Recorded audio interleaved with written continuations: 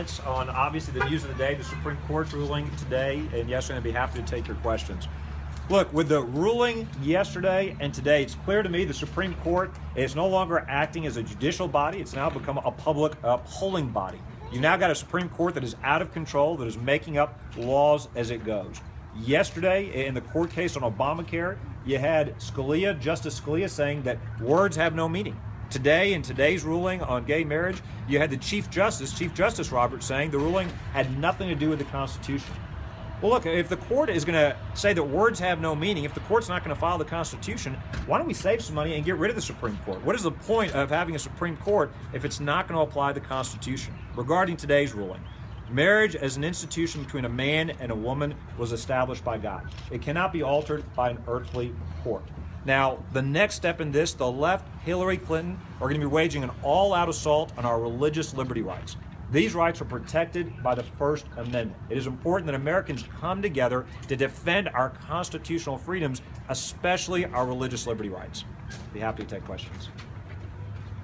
Is there anything you would do as president, any legislation you would advocate for to adjust this to in your words, protect the religious liberties? Absolutely. Look, in Louisiana, I've signed back in 2010 a Religious Freedom Restoration Act.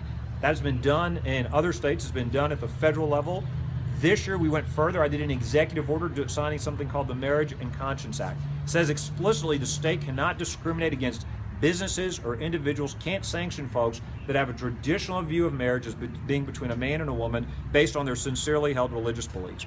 We need to make sure, we see all the time in states across this country where business owners, caterers, florists, musicians are facing discrimination simply because they want to follow their conscience. They're being forced to choose whether they want to stay in business. To stay in business, they either have to pay thousands of dollars in fines or they have to violate their conscience, and that's simply wrong. It is wrong in America that we don't allow people to follow their First Amendment rights, their sincerely held religious beliefs. So absolutely, I think there's more that can be done at the federal level. I'd be more than happy as president to sign that same kind of an executive order, as well as to build on the RFRA, the Religious Freedom Restoration Act, that is already in place at the federal level. And by the way, that was passed with strong bipartisan support in the 90s and should protect Christians and others who are now facing discrimination. Governor, what would be your criteria for selecting judges, since you're obviously unhappy with the Supreme Court?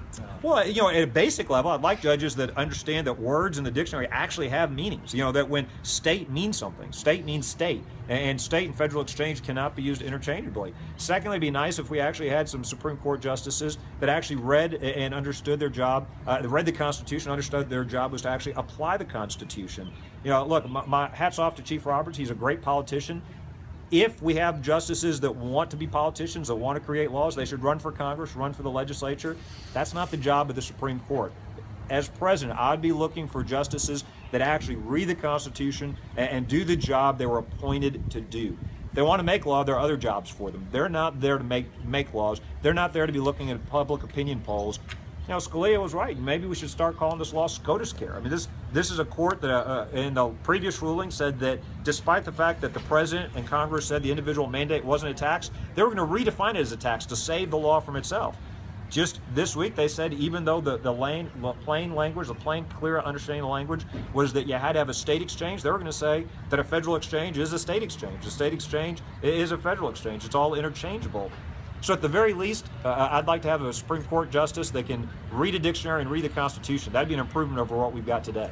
Governor, I noticed a story just about an hour ago saying that there's gay couples already lining up in New Orleans waiting to get married. Do you think there's going to be any kind of problems in your state in this decision actually being enacted?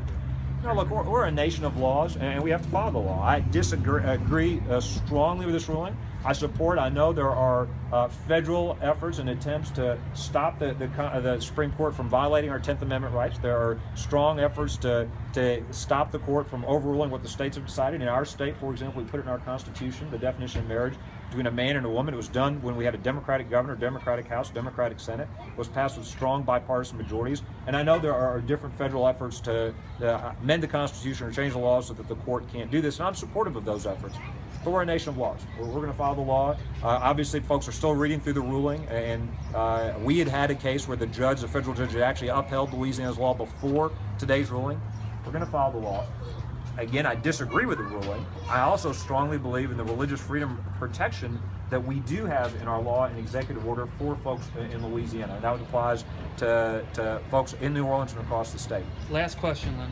Governor, do you personally know any gay people? Are you friends with any gay people? And would you say the same thing that you're telling us to them? Yes, yes, and yes.